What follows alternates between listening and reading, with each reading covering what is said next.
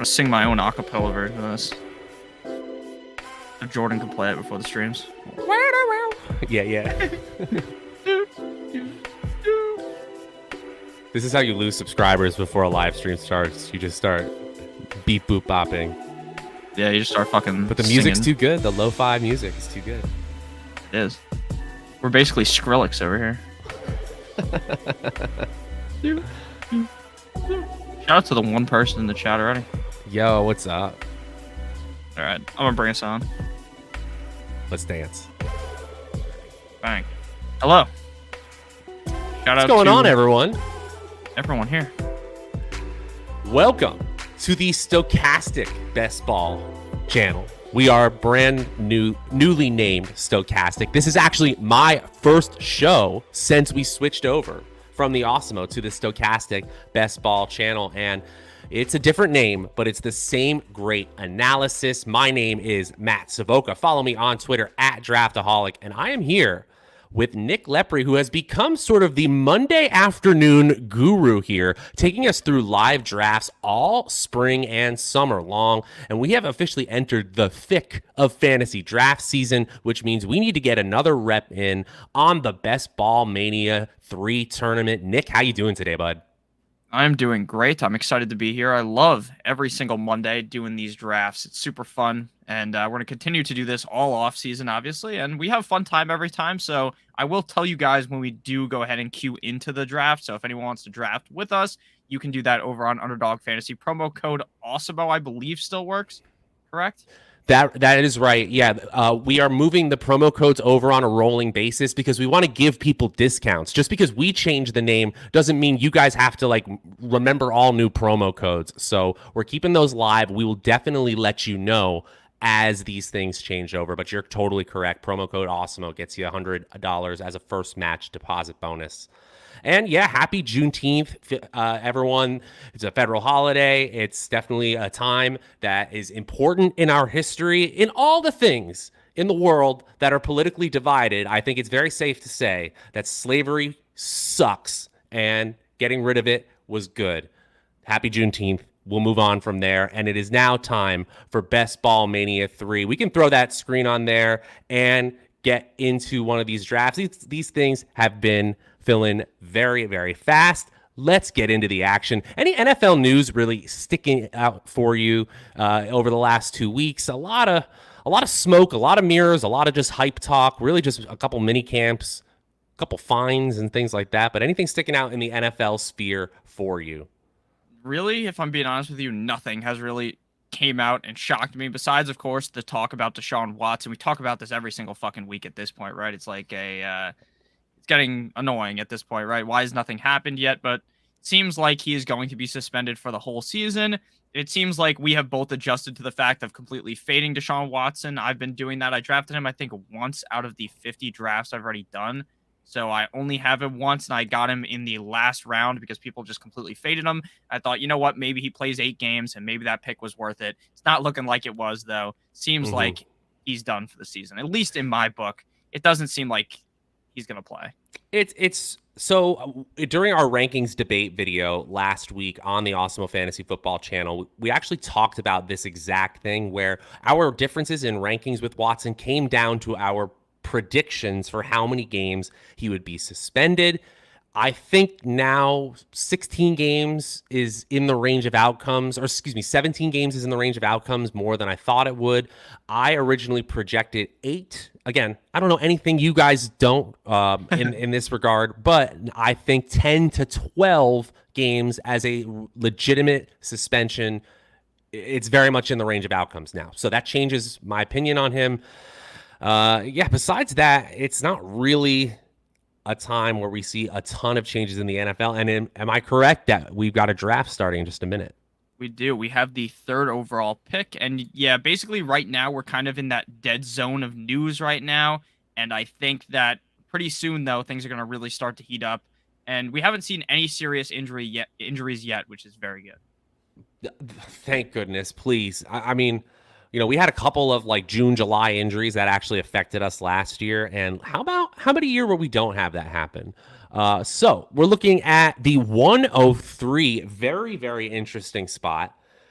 we certainly are going to have a chance at one of Taylor, Cup, and McCaffrey. I have a strong feeling about who I love to get at 103. Do you already know who you would like to see fall? Yeah, but for me, I would either like to get Austin Eckler or McCaffrey would be my pick there. I do like the receivers, though. I just have been, most of the time at 3, I have taken either Justin Jefferson or Chase, if assuming that Jonathan Taylor and Cup are gone. Okay, so you would even be comfortable if, let's say, McCaffrey goes here, you would go Chase over Cup or okay. That's I'd a probably little go Cup. okay. That I still don't see a reason not to take Cooper Kupp as the first wide receiver. Jamar Chase is a hell of a player and absolutely worth a first-round grade this year in his second year in the league. But the way Kupp played last year, the offense he's on, still taking him. Let's see what the number 2 pick. He takes it all the way down to the wire, takes JJ. So this is an interesting spot because it's Kupp or McCaffrey. I didn't think we'd have the choice. Who would you rather go here? My lean would be to go with the running back, but we can go with Kupp too. It's My pretty pick's 50-50 for me. My pick's McCaffrey. My pick is McCaffrey. It's certainly close. If you want it the other way, I'm fine with it. CMC it is. Yeah, I'm going to go with Christian McCaffrey. I think that Christian McCaffrey, there's really no way to make the argument that he is just going to get injured again, if I'm being honest with you. I think that's a stupid argument to make. I understand people will make the argument. I've read a lot from fantasy doctors who are actually real doctors, but they go as fantasy doctors on Twitter, and they talk about McCaffrey. There is nothing pointing to the fact that he's injury prone. If you actually look at his career, he wasn't even considered to be injury prone. He was like this guy who doesn't get hurt at all for the first couple of years of his career, and then the last 2 years things went downhill. But I think he's going to be just fine. I believe it was our own analyst Matt Gajeski who says you either are considered injury prone or you just haven't played long enough or touched the ball enough to be considered injury prone. If you touch the ball as much as Christian McCaffrey does, your probability of injury happens to go higher. He doesn't have any higher of a risk of injury as any other bell cow running back in the league. Kupp and Chase are the 104, 105. Here's where things get really interesting. I think you and me would pick Austin Eckler over Derrick Henry. Opportunity OG 213 decides against that. Goes Henry. Eckler's next by BK Sports Talk at 107. And here we go. Running back runs. Najee Harris grabbing up those running back guaranteed touches. Dalvin Cook, man. All right, I get it. I'll take Diggs over him, though. Yeah, I think that right here, we're kind of in the range where normally in years prior, right here, the 7, 8, 9, 10, you're seeing a lot of receivers, but this year you're seeing running backs going in these spots because people are more comfortable taking a couple of receivers inside the top 5. Yeah, and especially in best ball, top receivers are really, really valuable. The consistency you get, the ability to just nail a top 18 wide receiver performance plummets drastically after the first few rounds. That's another reason why people advocate for avoiding running backs in the RB dead zone, because you actually are getting more consistency along with upside at the wide receiver position. Doesn't mean I'm locked into a wide receiver at that third to last pick of the second round. It just means that is the general strategy when you get a top tier bell cow like Christian McCaffrey. We could easily go with that strategy, hero RB.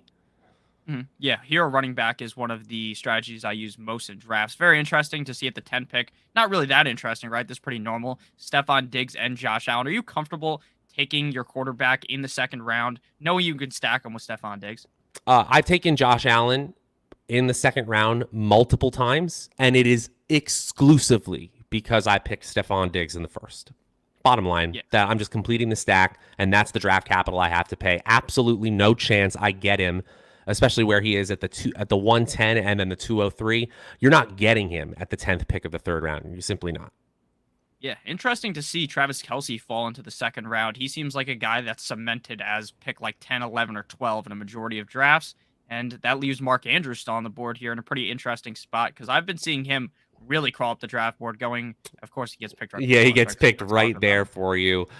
Oh, man. I think we have a ton of wide receivers on the board. And if you ask me, we've already passed a certain tier in running back where I feel super, super confident. Why don't we nab 2 of these wide receivers here? Debo is my pick, but if you told me you want A.J. Brown, even Keenan Allen all the way down at that fifth spot in your rankings right now, I'd be absolutely fine with that. Yeah, I'm good with going with Debo here. I like Debo Samuel a ton this season. I understand that there's going to be talks about how, oh, maybe Trey Lance isn't as good of a passer, blah, blah, blah. That doesn't matter at all. Even though the team's probably not going to throw the ball a lot, Debo Samuel is going to be perfectly fine. And I don't really expect about how his agent's talking about, oh, they're not going to give him as many touches. I don't believe that shit. I think he's going to be seeing the ball a ton in this offense. He is the focal point of this 49ers offense. Couldn't agree with you more, and he is too good to not figure out how to keep. You base your, even as good as George Kittle is, you got to find a spot on your offense to feature Debo Samuel. There goes A.J. Brown at the 211. Again, amazing player. That offense in Philadelphia has to figure out a way to be more explosive, more pass heavy, or A.J. Brown will disappoint at ADP. But like his classic warm-up shirt that went viral said, he is different. He is a absolute game changer in the receiving game. Him and Devonta Smith make up an amazing 1-2 punch. Here we go. Here's that wide receiver run and why we wanted to go here. Fournette goes, and now we are up or in one more pick. I assume you want wide receiver here with this crop of players, and I like Nick Chubb a little bit more than you, but both Nick Chubb and Javonte Williams, I know that you're pretty wary on this season. Am I correct there? Yeah, less on Nick Chubb compared to Javonte Williams because I think Nick Chubb, while he's going to get running back 13, might be able to finish as like running back 12. I think Javonte Williams is going to get not the greatest of treatment. I really think that Melvin Gordon's going to cut into his work yet again. So for me, I got Keenan Allen here. I just think Keenan Allen is on a fantastic offense. I want opportunities to chase that Chargers-Rams game in Week 17. Obviously, that's a game stack we can go for. So T. Higgins, absolutely respect it. And there's a not-so-bad Bills versus Bengals Week 17 game we can chase. But Keenan's the one for me. Okay, I agree. I like Keenan Allen the best out of these guys as well. I did make a video talking a little bit negatively on T. Higgins as a short on the channel, but it wasn't that I don't like T. Higgins. It's that I just don't agree with him being the wide receiver 10 off the board based upon Underdog's ADP, right? I'd much rather take a couple of receivers out of him, but I do think he could be a top 12 receiver, certainly. This is a nice draft board. If you don't mind showing the viewers what the draft board looks like, we were obviously part of a big wide receiver run here, going from CeeDee Lamb at the 19th overall pick, and all but 2 picks up until the 28th pick are wide receivers. All the more reason we want to take our chances with 2. I do like the second overall pick. He's going 0 RB, started Justin Jefferson, A.J. Brown, Michael Pittman. Do I agree with Jefferson as the number 1 wide receiver off the board? I think that's a bold take. That's a bold strategy, Con. But that new Kevin O'Connell offense in Minnesota, the talent of Justin Jefferson, Adam Thielen a year older. How crazy is it? Not that crazy. I don't think it's super crazy to take him number 1. I'd definitely be taking Cooper Kupp ahead of him, but I don't think it's outrageous. And interesting to see Cisco Kid here go with the triple robust fantasy football counselor running back strategy here. Najee Harris, Saquon Barkley, Nick Chubb. I'm going to be honest, I kind of like the robust strategy early, and then you just completely fade running back. Exactly. I love it too, to be honest. The guarantee touches are phenomenal on that team. Obviously, it is if you've ever read the Nassim Nicholas Taleb books about being anti-fragile versus robust versus fragile, that team is built robustly, whereas anti-fragility means that we could benefit from the uncertainty. That's not the case when you have Najee Harris, Saquon Barkley, Nick Chubb. What you're looking for is 60 opportunities per game from that trio. Yeah, I mean, we saw 2 teams in this draft go triple running back, which is pretty out of the ordinary. I'd say normally only see about 1 team do that every draft. Yeah, and to be honest, for the 12th overall pick, they go Swift, Mixon, Etienne. It hurts their draft strategy that another team is going triple running back. Obviously, you don't win or lose your league in the first 3 picks, and that Terry McLaurin pick I don't hate either, but ask me straight up who I want. I want Najee, Saquon, and Chubb over Swift, Mixon, and Etienne. How about you? Yeah, I would definitely agree on that. And I also like Captain Spock's joke in the chat about how Watson's not going to have a happy ending at the end of the season. That's a very solid joke that I will be stealing. I love that one. So we're about to be up in a couple of picks here. Very open start to the draft. We have McCaffrey, Debo Samuel, Keenan Allen. It is kind of hard to talk 4 picks in advance, especially if there is a chance that someone's just sitting in the chat not talking and then they may be in the draft. You never really know at this point. But where we're sitting here, 2 quarterbacks off the board. What position are you looking at here? I definitely think running back is a consideration here. We still have running backs who profile as their team's lead back. David Montgomery is a player I'm a little bit higher on than our consensus projections are. I just think that he is going to get a ton of work in Chicago, even though the offense isn't that great. Cam Akers is a player who I'm scared about from an efficiency standpoint, but obviously the quality of his offense is better. And then I think Breece Hall is a reach at this point. Honestly, Jerry Jeudy is a player that I would take there. If he really is at the top of your rankings and the end of a wide receiver tier for you, I'm fine continuing on with that position and trying to continue with the hero RB strategy. Yeah, I like Jerry Jeudy here. I would have Nice. considered Justin Herbert, though, because I think I would like that Justin Herbert Keenan Allen stack. But that is something I have a lot of exposure to already on Underdog, so that's kind of why I didn't bring it up. Okay, cool. I mean, by all means, let's base this off of your exposures, your intended exposures. That's what we want for our viewers. No, but honestly, we could have leaned into the stack, but there's a little shot we get him at 5-3. Let's see if we do. Pick 51. There is definitely a chance at that. All right, and as I say that guy's gonna auto pick him. Oh, never mind. David Montgomery. Okay. David Montgomery is pretty interesting. I know you just talked about him, but it seems like a lot of people are very out on David Montgomery, and I really don't understand that thought process. Hey, I'm just chasing opportunities. Justin Herbert. Hawkberg knows what he's doing.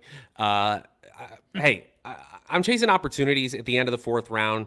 I don't consider this a traditional RB dead zone pick. Maybe it's my own biases, but still a young player in his 4th year in the league. And David Montgomery has very, very little in terms of opportunity competition. I mean, just think about the overall offensive touch pie chart for the Bears this year.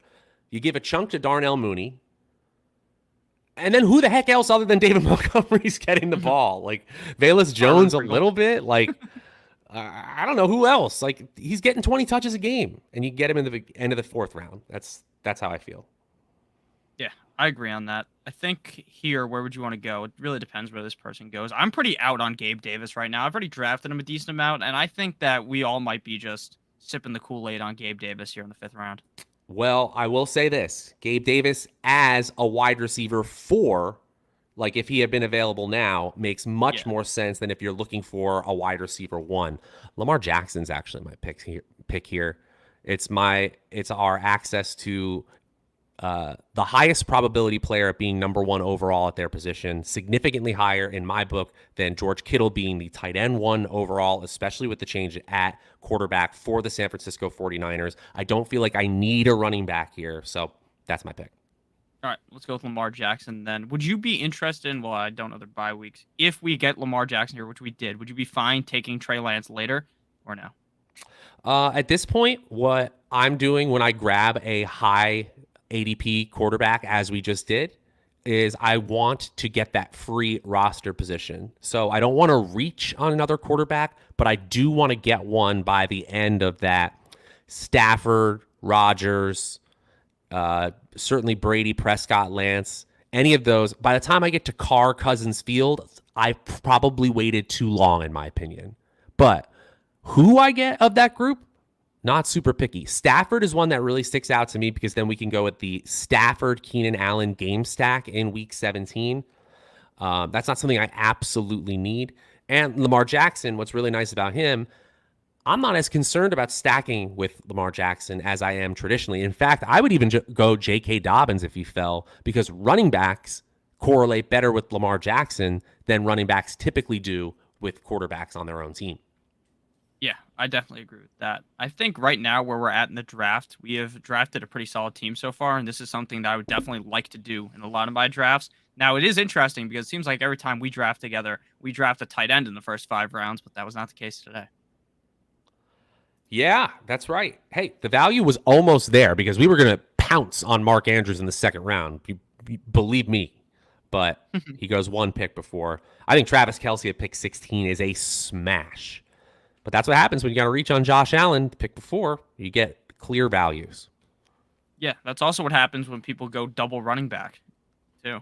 Mm-hmm. You see these guys fall. I mean, Travis Kelce to me is like, if he falls anywhere into the second round, I'm instantly picking him. And I wouldn't even be surprised if he wasn't the number one guy. Like, I still think Mark Andrews could outscore him. But to me, unless there was an injury, he has to be a top 3 tight end for me.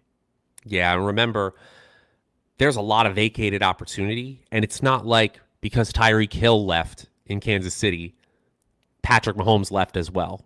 You know, maybe there is a slight opportunity and efficiency dip for the entire team, but that team was number 1 in yards per drive, number 1 in points per drive, despite being 26th in touchdowns per drive.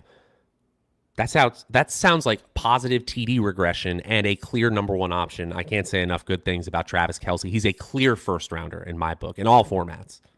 Yeah, for me as well. It's very interesting to see all these running backs last year that were getting drafted so highly, like Antonio Gibson, J.K. Dobbins, Clyde Edwards-Helaire, Miles Sanders, all falling into a very similar range in like the 6th round, whereas last year those guys were all top 2 round picks, except for, I guess, J.K. Dobbins because he got hurt a little bit earlier. You're kind of reading my mind here. I think there's a significant upside drop-off after this tier of running back. Agreed. Mitchell, Edwards-Helaire, Sanders, and even Pollard, who has 1,000-yard rusher upside if anything were to happen to Ezekiel Elliott. Good. All right, we got scarcity. In my opinion, Clyde Edwards-Helaire is a smash pick right now. If you've got other options, go for it, but that's my pick. Yeah, Clyde Edwards-Helaire would be my pick as well. Elijah Mitchell is probably the most interesting running back in fantasy football because if I knew for a fact that Kyle Shanahan wasn't going to pull some bullshit and Elijah Mitchell was going to be the guy the whole year, I think Elijah Mitchell you could rank inside the top like 16 running backs, but he is on the 49ers, so there's always that chance that they just bench him. Yeah. Yeah, that is... Look, I don't believe in the 49ers running back narrative, but it's pretty clear that that coaching staff does not care about having a bell cow. I just think Mitchell's the most talented player in that backfield, especially with Mostert out of the picture. Yeah, I like how Spock brought up Amon-Ra St. Brown. He is one of my highest owned players across DraftKings and Underdog. Both Amon-Ra St. Brown, Adam Thielen here make for very interesting wide receiver 4-5 picks for me, especially when I'm not aching to get another running back. If you told me you want Miles Sanders, Tony Pollard, because you just want to have a few more touches guaranteed, I get it. But to me, I still think that there's a wide receiver drop-off we're about to experience, and I feel like I got my opportunity with CEH. Yeah, and I'm also pretty comfortable waiting until there's a range right here of running backs. Devin Singletary, Cook, Gordon, Edmonds, and Penny, who I don't like in terms of best ball. Yep, I would love to nail one of them. Even 2 of them if we can nail it, but that means we got to focus on wide receiver here. Ayuk is next. That would not have been my pick. I think Adam Thielen for sure here.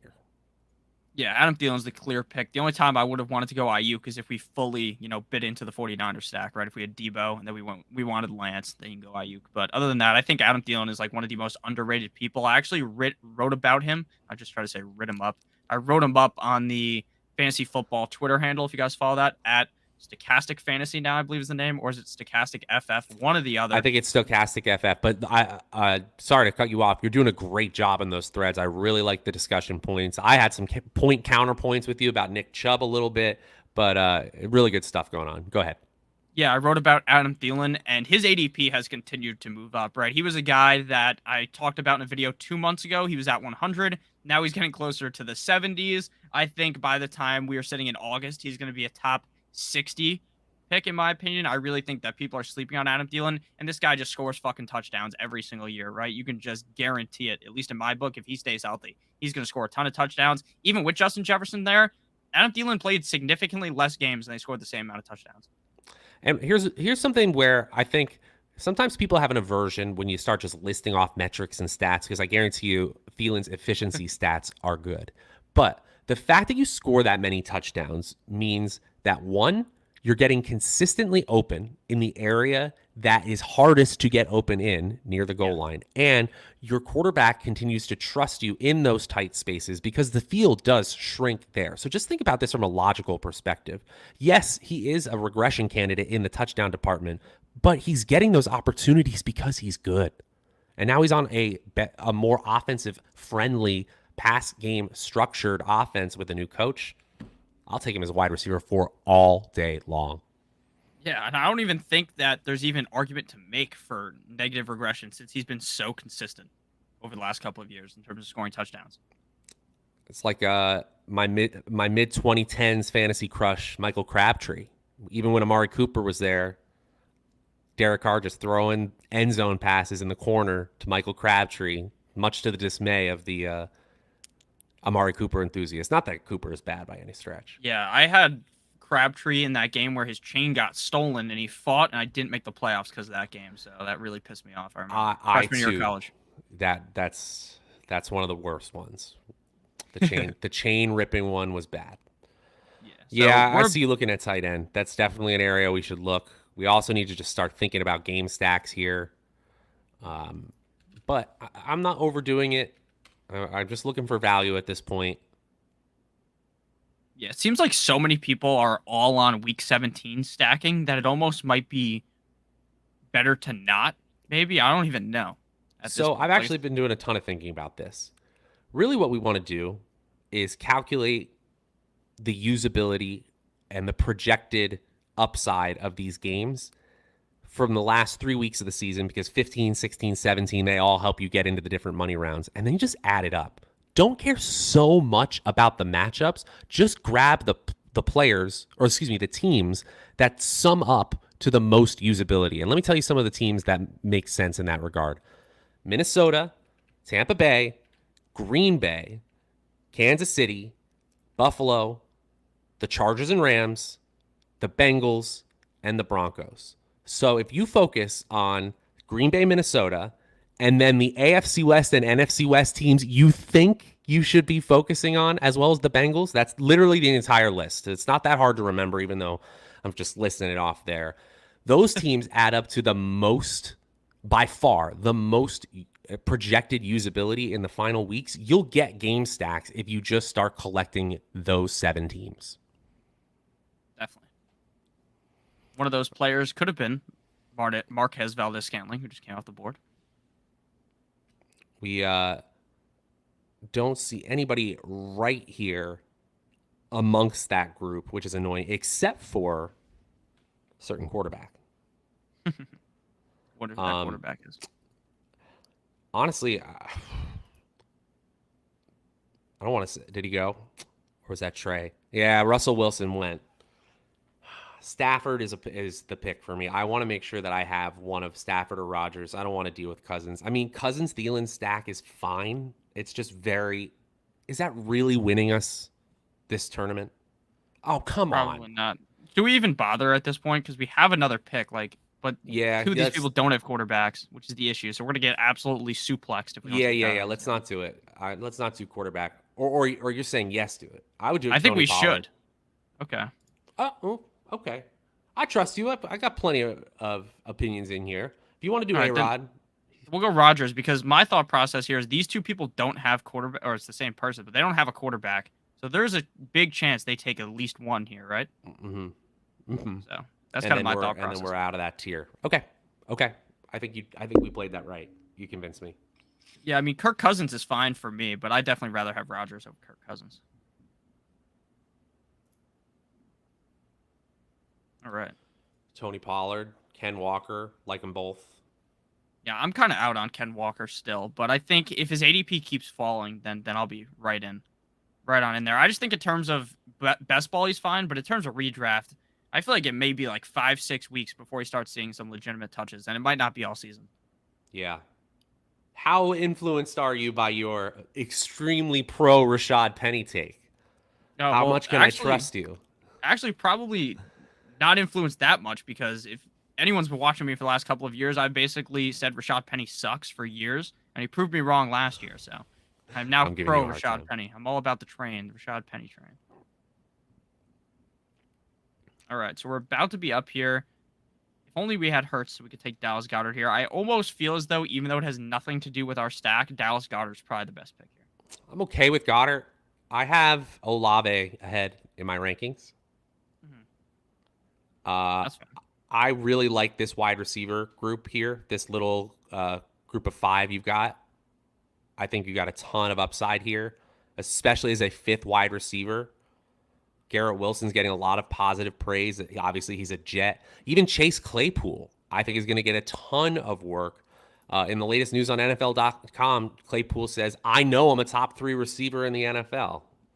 I don't know if that's the case, but Maybe he's a top 3 receiver and making TikToks, but we can go with him. no, I think Olave's ahead in my rankings, but I'm just saying the possibilities here. The upside, it's quite high with this group of players. Yeah, it's very interesting. Olave's ADP is going to move probably drastically if we know Michael Thomas. Like, it feels like Michael Thomas right now, there's just nothing, no news about him, right? I have zero idea if he's going to play week 1, zero idea if he's going to miss the season. It feels just like last year. It feels eerily the same. I think we did get a video, like a workout video. Am I correct? Of him like doing maybe. box jumps. Yeah, so he's progressing. That's not great a year after playing, over a year. Yeah. I'll tell you what is great. This team so far.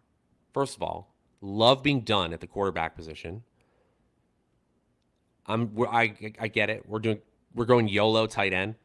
I almost wonder if just for strategy's sake, Nick, we just decide that we do 4 tight ends as our final 4 picks, literally not caring one bit who they are. We could do that, but then you get into the range where you have to draft like Brevin Jordan and Mo Alley Cox. I don't know if we should do that. What if I told you that 4 late tight ends has, according to 4for4.com, an above expectation advance rate into the Underdog playoffs? We can try it. Never tried it before, so. Well, I like it. We can give it a go. If we see some crazy value, but here's the thing. In terms of expected usable weeks, if you've ever seen me on another one of these shows, you know I like to talk about that. The difference between a 9th round tight end and a 15th round tight end is maybe 1 usable week on average. Congratulations. Thank you for giving me that extra boost from week 8 to week 9. But we're not talking about league winning upside when we're talking about this range of tight end. Definitely. The running back position, I think there's a different story, though. I see a lot of players here I like. Yeah, so do I. I don't have very much James Cook at all, and I feel like I should be changing that. I don't know if we'll get him here, but I think I should be a little bit higher on him. I'm really in on Devin Singletary, and the fact that they go back-to-back is quite annoying. Yeah, if I'm given the choice between Devin Singletary and James Cook, straight up, who am I taking? Singletary, absolutely. But when I'm thinking in terms of range of outcomes, like you do in a best ball draft, I like James Cook simply because I like Devin Singletary. Does that make sense? Because of my appreciation for the opportunities that Singletary could get, I should also hedge that and understand that in certain scenarios, I'm wrong. James Cook is the one who takes over that backfield, even though that's not my belief about what is most likely to happen. Yeah, I definitely get that. I understand that. Same thing with if Kenneth Walker and Rashad Penny were to go back-to-back, right? Say you like Kenneth Walker. There's also a reason to like Rashad Penny because of that. But obviously, much different offenses, right? Seattle's offense is probably going to be dog shit. And then Buffalo's offense is going to be amazing. So. And now we almost are completely locked out. If Cook goes here, and he does, we got locked out of that whole tier. Dude, I don't really like these running backs. I don't need to force it. What do we got going on? We could go with the boy Christian Watson, the stack with Rodgers if you wanted. I kind of like that. Especially if you take my belief from our rankings video where I think that Watson is going to get a 20% target share basically from the get-go. And Alan Lazard, despite signing a new contract, is we know who he is player. That dude is not about to take over the NFL, in my opinion. Sorry. Very disappointed we couldn't get Rashad Penny. He went so early compared to where I thought he would go. But I think Christian Watson's going to be potentially the guy there. I'm just not sold that he is the guy, but people are moving back on him, right? He is backtracking down the ADP here in the 10th round. Yep. I like the pick. All right, so we're about to be up again. We still don't have a tight end, but I'm fine waiting, like you said. We're doing it. We're doing YOLO tight end, all 4 at the end. So we're done. We're done with all other positions after the 14th round. Did we end up picking Olave? I already forget. Yeah, we did. We have Debo, Allen, Judy, Thielen, Olave, Watson. I mean, we could go Jarvis, but Hopefully this honestly, I Watson think gives I us a think happy Mecole ending. Hardman. I think we should just get another Chief. I don't love All Mecole right, Hardman. Not my fine favorite with that. player. I'm surprised. Where'd all the Chiefs receivers go? I didn't know you could do this. I don't know who showed. I don't know if you were in the stream or it was Gajeski. They said you can just type Chiefs in. It shows you where they all go. Yeah, Interesting to see. So we're gonna like go with Sky McCall Moore's Hardman gone. here. Somebody from this group, Sky Moore, Marcus Valdez-Scantling, Mecole Hardman, they're gonna step up. Ronald Jones would be on my radar as well, but we're in a tournament situation in a best ball draft. We are not going to take both Clyde Edwards-Helaire and Ronald Jones in your season-long fantasy league. In your Dude, regular drafts, I got no problem with that because you're probably going to end up with a running back 1 from that group. yeah. So now we're in round 11, or we're about to be in round 12. We have 3 picks left, right? And then we're going all tight end. It's got to be all running back from here on out. So it has to be all running back from here, yeah. So this is going to be fun. This is one of the ways you call it is block drafting. So essentially, you use the fact that we have a ton of uncertainty between now and the end of the season. If you say, I need 1 running back, it means I should spend 3 rounds trying to find that 1 running back. I need 2 tight ends. I'm going to spend 4 rounds trying to find those 2 tight ends. It's actually not a real bad way to look at it. Even at the top of drafts, I like that as a solid strategy, unless you're talking about taking like 3 quarterbacks in the first 4 rounds or something like that. Some people do it. You never know. I saw a picture of someone who drafted 8 quarterbacks in their draft on Twitter the other day. So that was pretty You know what I think that is, Nick? I think that's people with burners. I think that's people who are trying to increase the odds of another team in that specific group of 12. But still, maybe.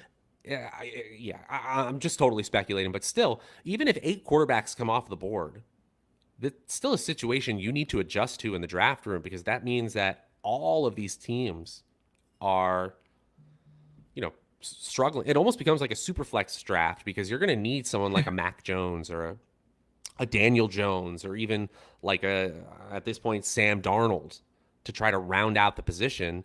And it's not going to hurt you as much as it would in a normal draft. In fact, it might help you be a differentiator if your team is able to squeeze by into those playoff rounds. Did we see? Let's see here. Look at the running back positions. Yeah, Spock brought up Darrell Henderson. I think Darrell Henderson's a pretty interesting pick for us when we are next up if he falls to us.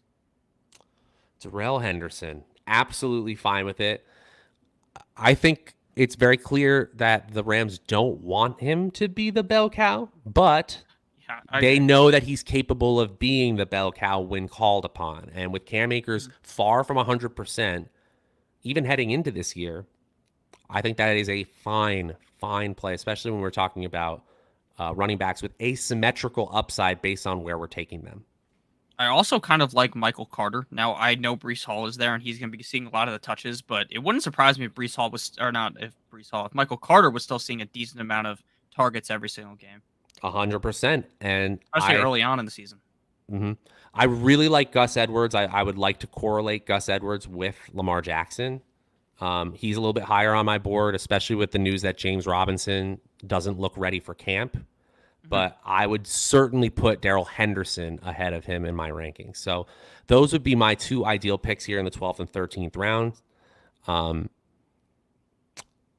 don't love Jamal Williams, but if you were like, hey, I feel like we need to give ourselves another player with 9 to 12 opportunities per game that I can pretty safely project, he is a good bet in that regard.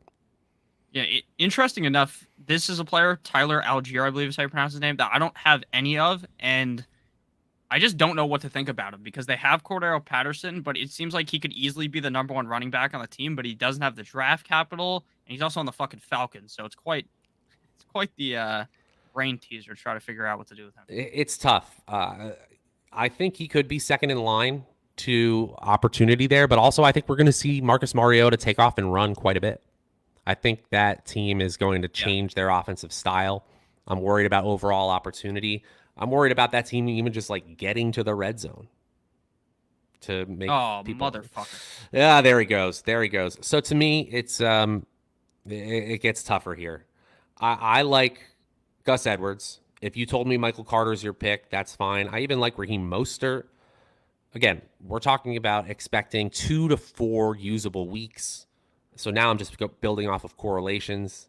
Kenny Gainwell had a decent start. Oh, here we go. Gus bus at the end of the 12th. I like Gus Edwards. I have a lot of Gus Edwards. I'm pretty confident that J.K. Dobbins isn't just going to be some workhorse running back. I'm pretty confident that Edwards is going to see some time, and it's going to be very annoying for J.K. Dobbins owners. Now, I'm not saying to fade J.K. Dobbins. I actually like Dobbins where he's going in the 4th round, but I think that there's going to be a couple of weeks where you're pretty frustrated, right? Gus Edwards runs in one, Lamar runs in one, and then you're kind of shit out of luck with Dobbins. But again, that's something that happens when you have a team that likes to run the ball a lot, that isn't just going to use one running back, and that's quarterback is also a running back. So, yep.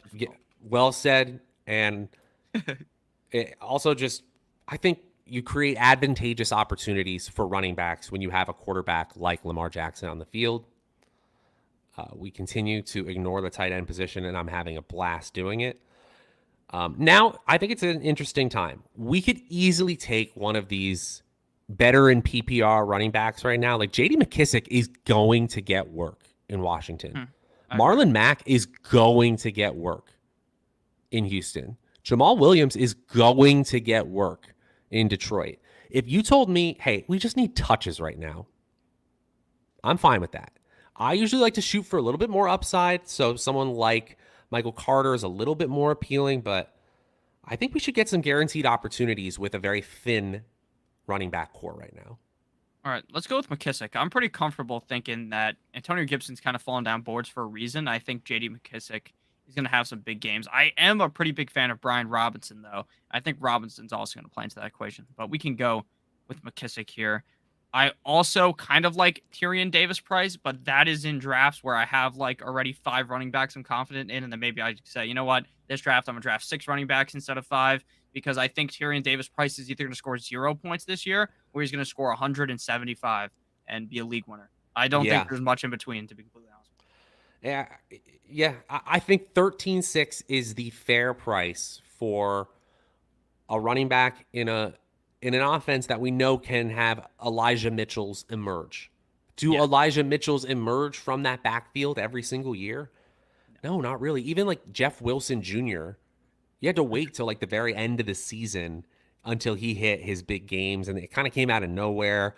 Now, I get it. It's a best ball league, but I'm not spending a whole lot of draft capital on it. I think I like the Jalen Tolbert pick at 13.4 better. Albert O at 13.7. That's a sick pick. I probably would have done that if we weren't so committed to our strategy. But I kind of dig it. Yeah, I like Freiermouth as well, a decent amount. Now, again, obviously, who knows if the quarterback that's going to start there, whether Trubisky or Pickett, is going to pepper Freiermouth just like Big Ben did. But if I'm being honest with you, I think he's pretty talented. Excuse me. I've never heard it pronounced that way. Freiermouth is so Freiermouth, bro. funny to me. It's Freiermouth. His mouth is literally out of the frying pan into the mouth. He's a dragon. Firemouth. Yeah, I don't know how to say his name. I think it's Freiermuth. I just think of it like the movie Brave, and you just like put on your really thickest accent. You go, it's Pat Freiermuth. Pat Freiermuth. Freiermuth. Yeah, I wish I could do more accents. The only accent I'm honestly good at is Borat. That's the only one I can do. That's pretty good. I can't do a Borat. Yeah. Darrell Williams at 13.11. The only person in the way of James Conner having another workhorse season at 13.11, player that Patrick Mahomes personally vouched for as he was signing with Arizona, it was reported. Yeah. I think that's fine. Also with the 14.1, Marvin Jones has essentially been left for dead. Like, he was absolutely the best wide receiver on that team last year. Agreed. He's still there. He's just 33. Yeah, and they have Christian Kirk around him. I mean, Marvin Jones could definitely have a great season. Oh no! Like, what if? Sorry, like, money notwithstanding, what if Marvin Jones right now is better than Christian Kirk right now? He is. If he wasn't coming off an injury, I would say he definitely is. Yeah. I mean, fantasy sweetheart Laviska Shenault. Shout out to him. He's really worked out every year. People have drafted him. I was so in on Chenault, so I can't. I had to keep my lips sealed on that one. I was Yeah, so in. he's like what people thought Debo Samuel was gonna like. What Mm-hmm. Debo Samuel was, that's what people thought Laviska or like maybe Cordero Patterson, something like that. That's what people were thinking. I kind of still believe. I'm out of my All right, mind. then let's I'm take out of him. my mind. Does he even get drafted? I don't think I've ever taken him. Now I have a quick question for you. Do you want to take another running back here, and take a fifth running back because we do have one more opportunity to take a flex player. Um, Yes, okay. And do you have I a think we should take a tight end first here to make sure we get the tight end that we want. Unless you're not sold on any of these tight ends. Well, that ruins my strategy, but fine. We take the Tunyon pick, especially because we can get a nice little Green Bay stack. And we technically ruin our strategy of finishing with 4 tight ends. Yeah, but But 3 tight ends is still not the I'm normal. okay if you're okay. That's what I'm saying. I'm getting over it. I'm a little upset, but I'm getting over it. All right. So who's the running back you like here? I like Mostert a lot, but there's also a chance that he just dies before not actually dies, but you know what I'm saying. Like he gets hurt, like fucking tying his cleats before the game, out for the season. I mean, I get it. He doesn't have a lot of upside, but if DeAndre Swift gets hurt and Jamal Williams is healthy, isn't he getting like 20 touches? Oh, definitely. I was a huge Jamal Williams fan last year. I was talking about how Jamal Williams is gonna destroy DeAndre Swift, and then week one it looked so good, and then after that it was wrong. But yeah, if DeAndre Swift was to get hurt, I think Jamal Williams steps into a hefty role in that offense. That's my pick there. If we don't get that, I actually just punt the running back position, take KJ Hamler because I just want more Denver Broncos. Again, I'm taking that strategy where I've already done the late schedule work and I've added up the usable weeks. Jamal Williams is there for me. I'm fine taking it. Again, for me, it's Williams pretty close. Or Watkins is another player I would take, if only Yeah, because, yeah, I was fills out thinking the stack. Watkins as well. That's kind of I'm gonna be, interesting. It's a pretty solid stack. It's up to you, it buddy. is, it is, but I'm just not super comfortable with the running backs we have, so I'm gonna go Jamal Williams personally.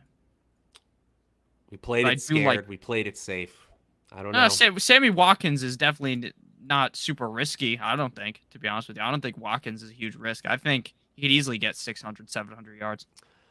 Man, if we could go all the times throughout the last 4 or 5 years that people have been relying on Sammy Watkins to give them anything in fantasy football, and then to see the clip of you saying Sammy Watkins isn't super risky. He is a risk in the fact that he almost never stays on the field. But I get it. At this ADP, he's not a huge risk. Yeah, I mean, I haven't taken Sammy Watkins years prior. I see the situation he's in now. He's in the best situation possible for him to really have that great season. Ever since his sophomore year in the NFL was the only time he's ever gotten 1,000 yards. Yeah. I think. He had that one solid year in Buffalo. I still think he's a great player. I just think he's just like one of those players who his body kind of rejects the physicality of football, which isn't crazy. Football is a crazy collision sport that it's nuts that anybody can have their body withstand this for several years. So Yeah. Spock brought up something in the chat that he's looking forward to seeing Mariota this year. I'm going to be honest with you. I actually think drafting, if you were to really wait on quarterback and you drafted 3 quarterbacks, I think Mariota could genuinely have like 4 top 12 games this season as long as he stays the quarterback the whole season. I agree. That's a big if. It's a big if. Wow. All right, let's see this dumpster fire of the tight end pool that we got to look at. Yeah, that's why I'm glad we took Tanyan, because if I'm being honest with you, it gets bad. This is so fun. This is great. I kind These are of the type like of league winners I love to look at. Greg Dulcich is going to play in Denver. Mark my words. Logan Thomas is a current smash. I'm legitimately aching to get Logan Thomas on this team. Yeah, you think he's going to play week 1? I do. I think that they would have kept Ricky Seals-Jones in the building if they felt like Logan Thomas was a long-term injury risk. They paid him like they want him to be an every down tight end. And I know there's target competition. Yeah, whatever. It's a different Washington team. And Carson Wentz actually has a history of liking to throw to his tight end. Don't forget that. Okay, so are you still comfortable doing that, knowing we're going to draft 3, because we already have Tanya in by 14? Oh yeah, I want Logan Thomas. That's what I want. Mo Alley Cox is another player that's I think going to play just He's about also every by down. 14. Hold on. Hold the phone. Oh my gosh! All right, Hold the phone. So is Taysom Hill. Everyone, why the fuck are yeah. So people all right. So drafting we're Taysom Hill? So that's unfortunate. We're just going to have one tight end that hopefully someone knows the name of in our Week 14 roster. We'll hope for the best. And you know what's going to be fine? We're going to have so many players scoring 60 points that week who don't have Week 14 buys that it won't even matter. Exactly. I actually kind of like Austin Hooper. Call me crazy, but I think Austin Hooper might play pretty well in Tennessee. Not a ton of target competition. Tannehill doesn't have the longest track history though of throwing to tight end though. He was not a huge tight end guy in Miami. Yeah, and also the Titans are a team that tend to get creative with tight ends. Like they use their tight end 3 in the red zone, and you'll see Michael Pruitt or Jeff Swaim touchdowns. But Hooper will play plenty in terms of snap share. All right, Muggs, please don't do this to us. Don't. I've drafted with this Muggs fellow here multiple times. Muggs. All right, thank you, Muggs, right. for not drafting Logan Thomas. I love Logan Thomas as well. I'm just a little bit more on the cautious side on Logan Thomas. I think he could miss 3-4 games. All right, let's head over to the tight end position. Let's star out the players that we in the order we want. Oh man, This like Brevin Jordan. So I like OJ Howard personally. Let's get a little bit of exposure to the Buffalo Bills for free there. Greg Dulcich is a little bit different. If you want a wild pick, maybe this is more round 18. Ravens tight end Isaiah Likely. Who the hell is that guy? Exactly. That's how we're getting different. What the hell do you even spell Likely? Oh, there he is. There he is. You're likely to get him in the last round, though. So I wouldn't put him next. Brevin Jordan, I could be convinced on. He's a good player, and he's going to play plenty. He's getting a little bit of hype. We're still talking about Davis Mills, at best, third wide receiver option, because John Mechie looks good. Like, this dude's going to play week 1. John Mechie is going to be ready. Yeah, Mechie's ADP hasn't even moved either, which is very good. That's wrong. I was watching so talk about a video that should move ADP. Watching Mechie work out and watching him be that explosive in his cuts, that dude is ready to put pads on. I was really happy to see it. Who's the tackle? Is it Mekhi Becton that the Jets drafted? Have you seen the video of him pushing a truck up a hill? I have. I would have drafted him strictly off that if I was the Jets. I wish we had point per truck push settings here. All right, who are we taking here? You got him starred already. I'm not going to. I love this. Hopefully OJ's a killer like the other OJ that was in Buffalo. For our team, of course, not in real life. That was your second strike on the Groner jokes. I don't know what strike 3 is going to entail, but it won't be pretty. Yeah, I'm going to get fired. Live on stream. You think Deshaun Watson's going to get taken? I feel like people are just going to take him at this point, right? When he's a good last round pick. Like, there is also a scenario where he gets suspended for the year. He appeals, and then he appeals down to a certain length that is not the year. Yeah, maybe he plays like 4 games. I don't know. I mean, I don't think he's going to end up playing, but I think there's still like an outside shot that he plays a couple of games. I agree. All right, so we just talked about John Mechie. Absolutely fine with him as a last round pick. I assume Justin Ross is gone because he's always gone at this point. I am happy with our crazy Isaiah Likely pick, but I will leave this final 18th round pick to you. So are we definitely going tight end or no? I'm leaving it to you, but I want to go tight end. Okay, if we don't go tight end, I'll give you my pick. It's James Prochet. Because we have Lamar Jackson. I think Prochet might be the number 2 receiver there. You're crazy. All right, pick him. All right, yeah, exactly. So you do Captain like Spock, you've been awesome in chat this whole time. I've been loving your commentary. Seriously, thanks for hanging out with us today. Captain Spock, if you can hear us, you definitely get a vote for this late round pick. Yeah, shout out to Captain Spock. Spock's been watching my videos probably since the beginning, so I love Captain Spock. Appreciate you guys. Thanks for hanging out with us on this Monday afternoon. Yeah, I also love late round tight end strategy. In best ball, I'm like the exact opposite. I'm like, holy shit, in the 5th round, let me take this tight end. But normally in like redraft, I'm like, let me wait till round 15 and try to find someone, the diamond in the rough. A couple years ago, that diamond in the rough was Mark Andrews. So shout out Mark. And George Kittle too was late round or undrafted pick in the year that he broke out as well. You look for these hyper athletic guys on offenses where they can perform, like Isaiah Likely. Really what we're arguing about with the James Prochet pick is who is going to be a secondary target besides Rashad Bateman in Baltimore, and are they going to get any sort of opportunity that gives them fantasy relevancy?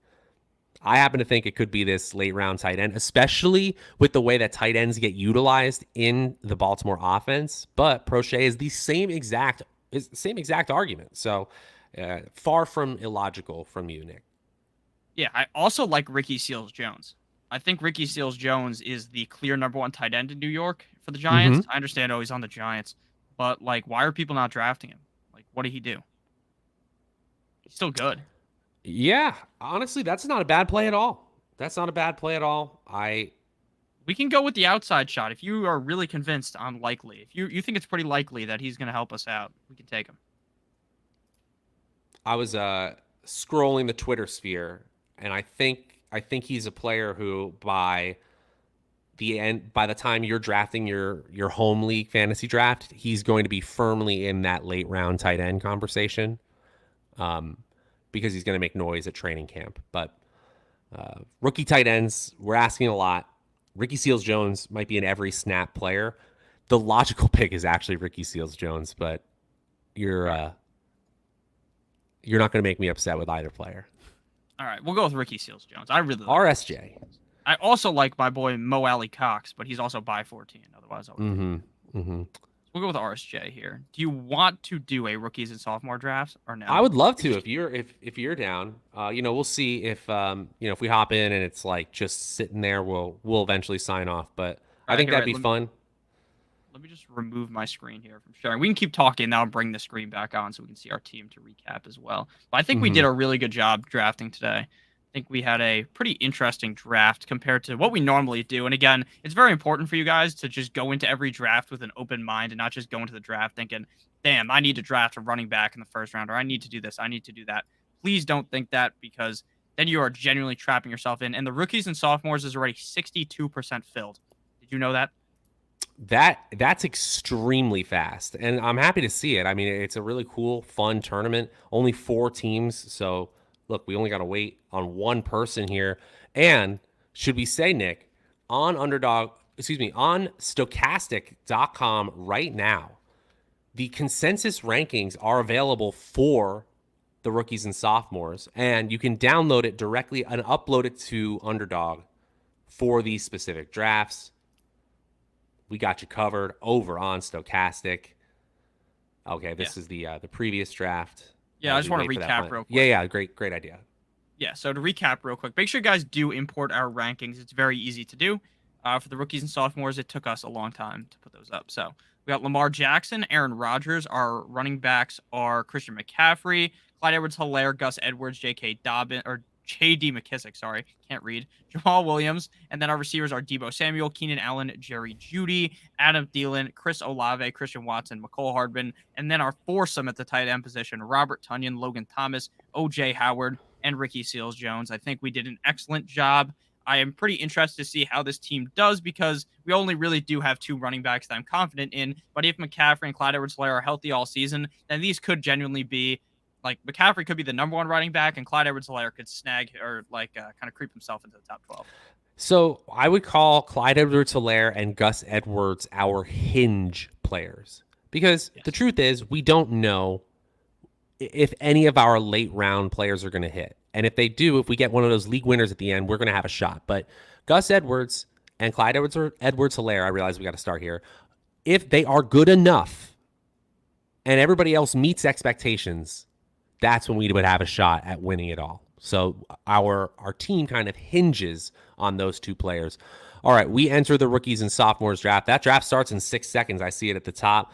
I'm going through the stats here. 4 rounds. A wide receiver, tight end combined position is the most important part. I think we're on the clock. Okay. Yeah, we are on the clock. So it's 1 quarterback, 1 running back, 2 wide receiver / tight end, 1 flex, 7 bench spots. I personally here, I'd like to go Trey Lance. We don't have to. I'd probably pick either Jamar Chase or Najee Harris. Chase is my 101 on this in this. Okay. I agree with you. I just think that the quarterback position falls off so quickly in this rookies and sophomores compared to last year, right? Where there's all those quarterbacks you can take this year. It's a little it's brutal, slim right? pickings at the end. In fact, I would let's see. Lance is definitely going to go. Yeah. Like And we could Najee double Harris. tap. We could double tap it with Lawrence. Shit. Holy shit. Yeah, this is what's bad about these drafts. That's all right. I'm Mac Jones is going to play all season. We're all right. Yeah, I agree. And so is Zach Wilson. Well, he doesn't take him. All right. Yeah. You want to go Zach Wilson and Mac Jones because I think that's a very solid strategy. Yes, sir. Double tap. Let's be done with it. All right. And these Wait a minute. drafts- They're both week 10. We can't do it. Okay. So we got to do one or the other. That's fine. We'll take Davis Mills later. All right. Do you like Zach Wilson better or Mac Jones? Oh my God, it's Wilson. I hate it. Yeah, I think Wilson has way more upside. Mac Jones is significantly safer, and we're on the board here. My pick would be because the running backs also fall off really quickly. You don't necessarily need a running back, but I would kind of be interested in Breece Hall. If you don't want to do that, though, we can go with Kyle. Oh, you are so speaking my language.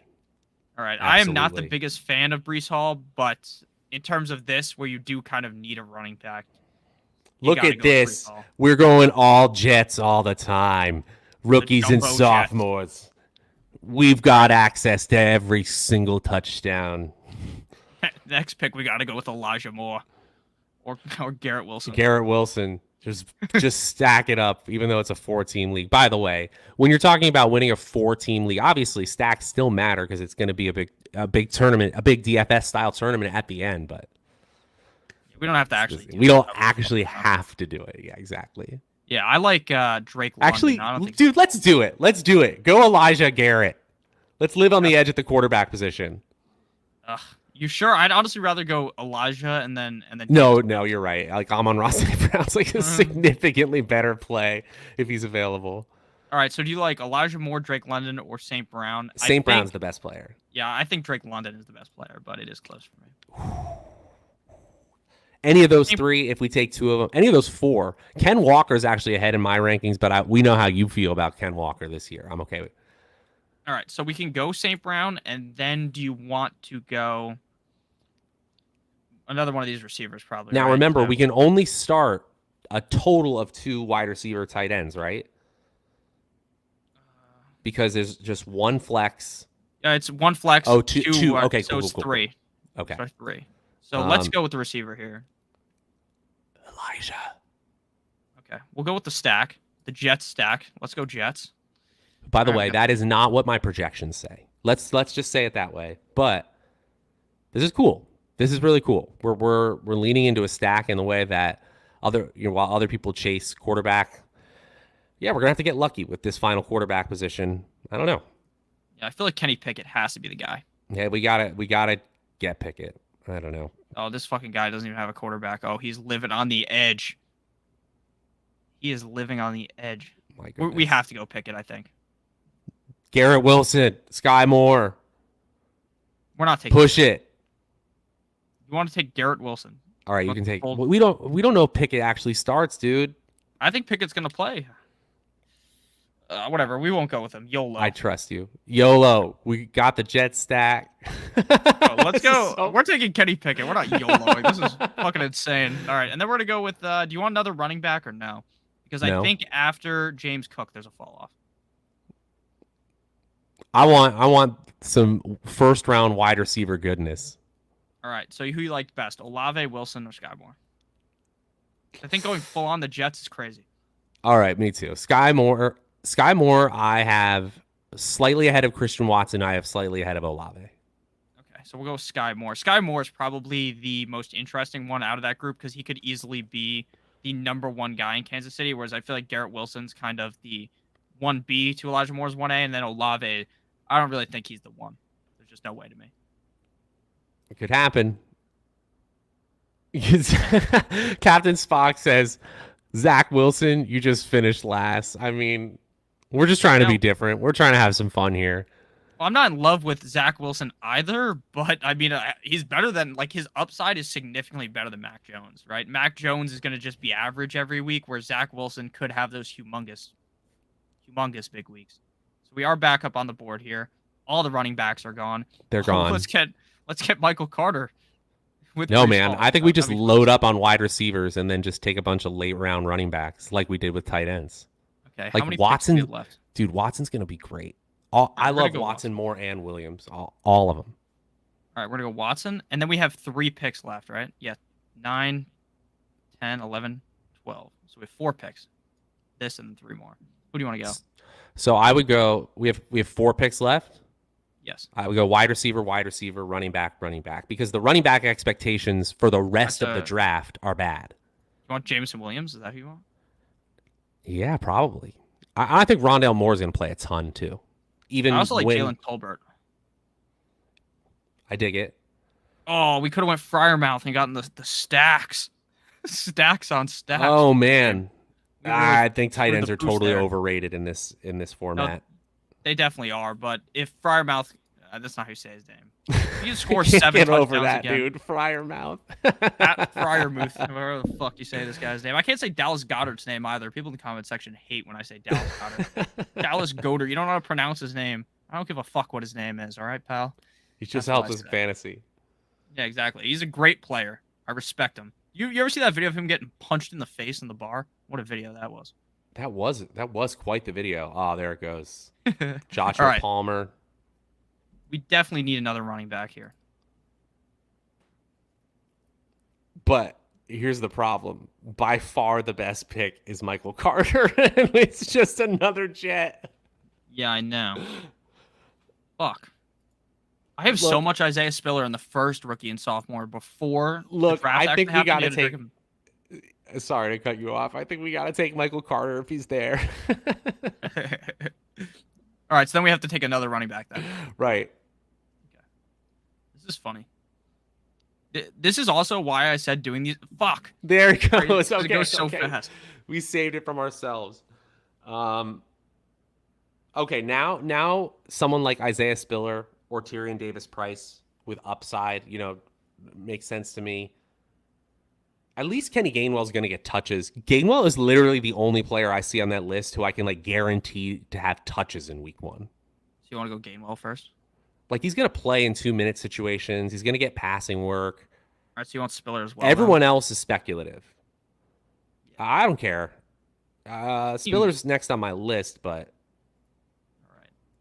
go. Wait, you want George Pickens? We could get the stack. Oh, I like that actually. Yeah. Stack action. Stack. The Pickett Pickens connection. I like it. I love it. This team is crazy. This team is absolutely nuts. This team is off the rails. Yeah, well, we're gonna take home the prize. Whatever the prize is, it's ours. What is it? I'm legitimately upset we didn't get Garrett Wilson because we have so many Jets. I mean, we'll take it. Justin Ross in the 11th round. That's a steal. Love it. Steal. I like Mechie with our next pick, but we need a running back, I feel like. No. What do you mean no? We definitely need a running back. You only start one, right? You only are forced to start one, right? Yeah, you're right. I mean, then, okay, that's fine. So we have to draft as if we drafted correctly all the way through. Breece Hall, in our scenario, because we drafted him, he is a bell cow running back. So now Mechie's gone. So for me, it's Pierce. Okay. I think Pierce really, really wide range of outcomes. He may not play, but he might as well be the number 2 receiver. Yeah. I like David Bell, but I mean, if it's Jacoby Brissett, I don't feel comfortable really. The team was crazy. Let's break that down for the viewers here. All right, so we had Zach. If you couldn't follow, because this draft took 5 seconds, we had Zach Wilson, Kenny Pickett, Breece Hall, Kenneth Gainwell, our receivers / tight ends. We didn't draft a single tight end. We have Jamar Chase, Amon-Ra St. Brown, Elijah Moore, Sky Moore, the double Moore connection, Christian Watson, Jameson Williams, George Pickens, and Alec Pierce. What a team this is. And you know what? We stayed true to our stacking principles. We still are going to need to beat a lot of different players, a lot of different teams, and believe it or not, it's actually hard to create a whole bunch of stacks here because there's not a ton of teams that have all the pieces available to you. And so to create 2 stacks for a possible playoff run, I think is a viable strategy here. Very well done, sir. This is a lot of fun going draft back to back with the 2 different kinds. Yeah, that was very interesting. And I already know this opened 3 days ago and it's already at 62% fill. That's crazy. Yeah, I mean, that's what happens. Only 5,000 entrants available, 5,200 to be exact. And yeah, I'm sure we'll get a third one. I'm sure we'll get another puppy. But here's the best part. As Underdog keeps innovating and other sites around the best ball sphere keep innovating, we over at the Stochastic Best Ball channel are going to keep you updated. We are going to have consensus rankings, updated projections, the same projections that have helped players like Alex Osimo Baker win millions of dollars in DFS, now helping you out on the fantasy football and best ball side. And I just got word from on high up at Stochastic that our fantasy football and best ball package is about to launch. You're going to get both our best ball rankings and our fantasy football rankings and in-season package for one great price. And here's another part that is also available. We know that we are one of many in the fantasy football and best ball sphere, and that you may have one or even more subscriptions that are important to you that you get each and every fantasy draft season. That's why we're offering a 1-week pass as well for a much smaller price. So if you want to add in our consensus rankings, our draft projections, but you really only need that for your home draft, we got you covered as well. We think that now is the best time to head over to Underdog. Remember, the Best Ball Mania winner won in June. Make sure to use promo code AWESOME when you sign up for up to a $100 first match deposit bonus. Nick, any final words for the people before we head out of here? Yeah, make sure you use that code. If you deposit $100, you can do 20 of these drafts, right? You get a free 10 drafts of these rookies and sophomores, or you can wait for the puppy. You know, I like the puppy as well. That'll be back soon. I hope Underdog brings back the super flex because I love the super flex drafts. But who knows what they're thinking? I know what I'm thinking though. I had a great time. I hope you had a great time as well. I hope the audience had a great time. Thank you guys for chatting with us as well. Shout out to Captain Spock. He was chatting with us the whole time. I love you, and I love everyone who watches the stream. So shout out to all you guys. And it's going to be very fun as things keep going. Right? It's June 20th today. We're almost in July.